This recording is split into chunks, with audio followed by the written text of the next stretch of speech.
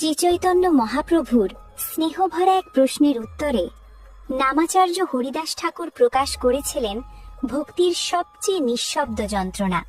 পুরীর সিদ্ধ বকুলতলায় বৃদ্ধ হরিদাস ঠাকুর বসবাস করতেন। সারা জীবন তিনি প্রতিদিন ৩ লক্ষ নাম জপ করতেন। এটাই ছিল তার অটল ব্রত। কিন্তু বয়সের ভারে শরীর দুর্বল হয়ে পড়েছিল। একদিন মহাপ্রভুর সেবক গোবিন্দ জগন্নাথের মহাপ্রসাদ নিয়ে এলে হরিদাস ঠাকুর বললেন, আজ আমার নাম সংখ্যা পূর্ণ হয়নি, তাই ভোজন করতে পারবো না। তবু প্রসাদের অপমান না করতে তিনি সামান্য একটি কণা মুখে দিলেন এবং উপবাসে শুয়ে রইলেন।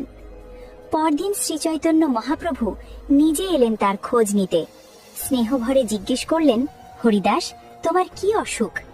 হরিদাস ঠাকুর প্রণাম করে বললেন, প্রভু, শরীর আমার ভালো আছে, কিন্তু মন অসুস্থ, কারণ আমি আর আমার নির্দিষ্ট সংখ্যার নাম জপ সম্পূর্ণ করতে পারছি না। মহাপ্রভু সান্ত্বনা দিয়ে বললেন, তুমি তো সিদ্ধ ভক্ত, এখন আর এত কঠোর নিয়ম মানার প্রয়োজন নেই।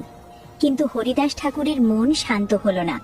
তার আসল যন্ত্রণা ছিল মহাপ্রভুর লীলা শেষের সময় ঘনিয়ে এসেছে, আর তিনি সেই বিদায়ের আগে নিজে বিদায় নিতে চান। এইভাবেই হরিদাস ঠাকুরের অসুস্থতা ছিল না দেহের, ছিল ভক্তির গভীর বেদনা, যেখানে নাম জপে ব্যাঘাতই তার কাছে প্রকৃত রোগ। যদি এরকম ভক্তিমূলক কথা আরো শুনতে চান, তাহলে কৃষ্ণপ্রিয়ার ভক্তি কথা চ্যানেলটা অবশ্যই সাবস্ক্রাইব করুন। হরে কৃষ্ণ।